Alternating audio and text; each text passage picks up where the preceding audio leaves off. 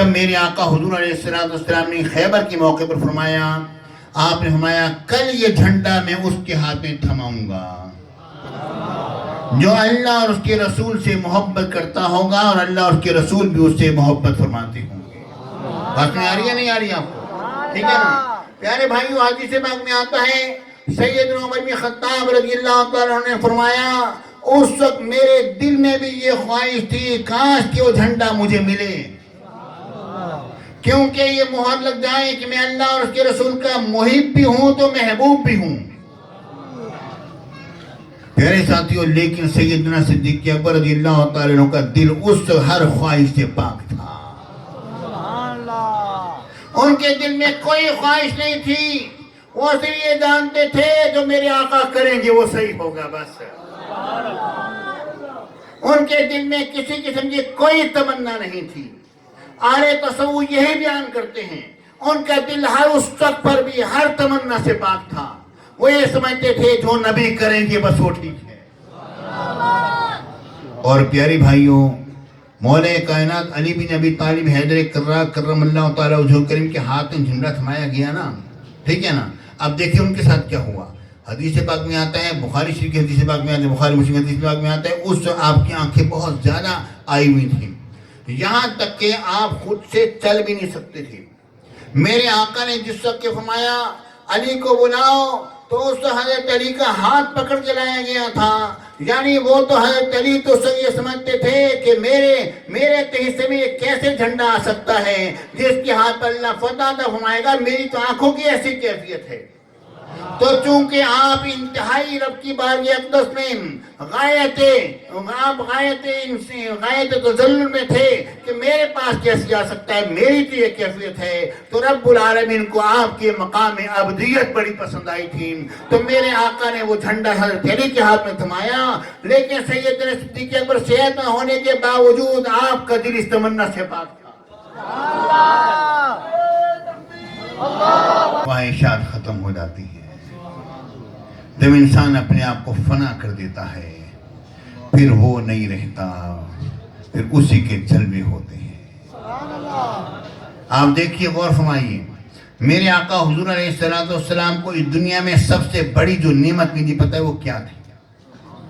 سب سے بڑی نعمت میرے نبی کو یہ ملی کہ میرے آقا نے سر اقدس کی آنکھوں سے رب العالمین کا دیدار کیا، ٹھیک ہے نا جی۔ اس سے بڑھ کے نعمت اور کیا ہوگی؟ یہی سب سے بڑی نعمت یہی ہے نا کہ میرے آقا کو رب العالمین کا سر اقدس کی آنکھوں سے دیدار ہوا، لیکن اس دیدار سے پہلے یعنی میرے آقا کی کیفیت کیا تھی، اور یہ کہ اسی کیفیت کو رب العالمین نے بیان فرمایا کہ میرے آقا حضور علیہ السلام جو ہیں رب کی بارگاہ اقدس میں مقام عبدیت کے پر فائز تھے کہ اپنی ساری خواہشات کو ختم کر دیا تھا، اور اسی بات کا ذکر رب العالمین نے اس آیت کریمہ میں فرمایا جس کا ذکر معراج سے فرمایا سبحان الذی اسری بعبدہ۔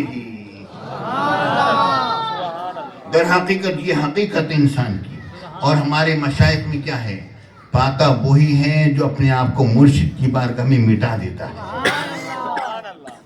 وہی پاتا ہے جو مرشد کی بارگاہ میں کیا ہوتا ہے، اپنے آپ کو مٹا دیتا ہے۔ جب انسان مٹا دیتا ہے تو میرے مرشد کی کرم کی نگاہ پڑتی ہے نہیں ہے اس طرح۔ اب دیکھیے، غور کیجیے، اب اس پر ایک بات پیش کروں گا کیونکہ میں سمجھتا ہوں یہ تقریر کا موقع نہیں رہا، اتنی تاخیر سے تقریر کرنا لوگوں کو خامخواہ پریشان کرنے والی بات ہوتی ہے۔ میں ایک بات بس پیش کر کے میں اجازت چاہتا ہوں، 5 منٹ کی 4 منٹ کی میری بات ہے، پیارے ساتھیوں غور کیجیے، بات ہو رہی ہے علم و عرفان کی، بات ہو رہی ہے علم و عرفان کی، ٹھیک ہے۔ اب دیکھیے، غور فرمائیے، سیدنا سلیمان علیہ السلام نے فرمایا کون ہے جو ملکہ بلقیس کا تخلیہ کرائے گا؟ قال عفریت من الجن، وہ جن جو بڑا قوی ہیکل جن تھا، میں لے کر آتا ہوں۔ کتنی دیر میں؟ آپ کی مجلس کے برخاست ہونے سے پہلے لے کر آ جاتا ہوں۔ اور اس نے کہا میں اس طرح بڑا قوی اور امانت دار ہوں۔ اس نے ایک اپنی بڑائی کا اظہار کیا، میں قوی بھی ہوں اور امانت دار بھی ہوں۔ جب اس نے اپنی بڑائی کا اظہار کیا، اللہ کا ایک صالح بندہ بیٹھا تھا، اب گویا اس نے یہ کہا گویا کے ساتھ کیا؟ گویا اس نے یہ کہا کہ میرے شیخ کو اتنا انتظار نہیں کراؤ. اس نے یہ کہا کہ میرے شیخ کو اتنا انتظار مت کراؤ کہ مجلس ختم ہو تو تخت آئے. انہوں نے کیا کہا؟ انہوں نے کہا انا آتیک بہی، وہ تک میں لے کر آتا ہوں. کس طرح لے کر آتا ہوں اور کتنے وقت میں لے کر آتا ہوں، دونوں باتوں کا بیان ہے. پیارے بھائیو، آدمی حضرت صاحب کے ساتھ بیٹھا تھا، اچانک میرے ذہن اس طرح چل پڑا. یہ میری تقریر پہلے کبھی کسی نے نہیں سنی ہوگی، کیونکہ ہمیشہ جو دل میں آتا ہے وہ بیان کرنا شروع ہو جاتا ہے. ٹھیک ہے نا پیارے بھائی، یہ بالکل نئی بات ہے. میں خود زبان پر بول رہا ہوں، مجھے سمجھ نہیں آ رہی کیا بول رہا ہوں. ذرا دیکھو غور سے سنو. کوئی نہ کوئی نکتے تو پرانے ہو جاتے ہیں، لیکن بات اکثر آپ دیکھیں اس میں تقریباً میرے خیال میں جو 16 آنے میں سے تقریباً 14 آنے نئی باتیں. پیارے ساتھی، اب میں آخری بات کر رہا ہوں، ذرا توجہ سے سنو. میرے شیخ کو اتنا انتظار نہ کراؤ، میں لے کر آتا ہوں. کس طرح لے کر آتا ہوں اور کتنے وقت میں لے کر آتا ہوں اور کیوں لے کر آتا ہوں. پیارے بھائیوں، پہلے تو آپ تفسیروں کو اٹھا کے دیکھو کہ وہ لے کر کیسے آئے تخت. تفاسیر مفسرین کیا فرماتے ہیں، امام راجی کو دیکھو، علامہ آلوسی کو دیکھو، سب میں لکھا ہے وہ زمین کے اندر سے کھینچ کے تخت کو انہوں نے حاضر کر دیا. ٹھیک ہے، تخت آ گیا. پیارے ساتھیوں، زمین کے اندر سے کھینچ کے، ہاں رب نے فرمایا سیرو فی الارض، زمین کے اندر سیر کرو. زمین کے اندر سیر کرو. یہ کہتے ہیں سیرو فی الارض کا مطلب یہ ہے زمین کے اوپر سیر کرو. کہتے ہیں نہیں، زمین کے اوپر نہیں، زمین کے اندر سیر کرنی ہے. سیرو فی الارض، زمین کے اندر سیر کرو. اچھا نہیں، اب یہ کیسے لے کر آئے؟ ایسے لے کر آئے کہ انہوں نے کیا کہا؟ انہوں نے کہا قبل ان یرتد الیک طرفک. ذرا غور کرو، قبل اس کے کہ آپ کی نگاہ جھپکے تک حاضر ہے. اس کا مطلب کیا ہوا؟ وہ عاصم بن برخیہ جو تخت لے کر آئے تھے، وہ سامنے بیٹھے ہوئے تھے اور بات کر رہے تھے سیدنا سلیمان علیہ السلام سے.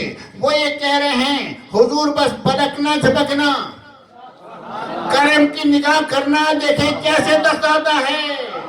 واہ واہ، یہ بھی نئی بات ہے سر. واہ حضور واہ. جھپکنا، بس دیکھنا کیسے تخت آتا ہے. اور آپ نے جو تخت حاضر کر دیا، یہ بتلا دیا کہ یہ شیخ کی کرم کی نگاہ ہے.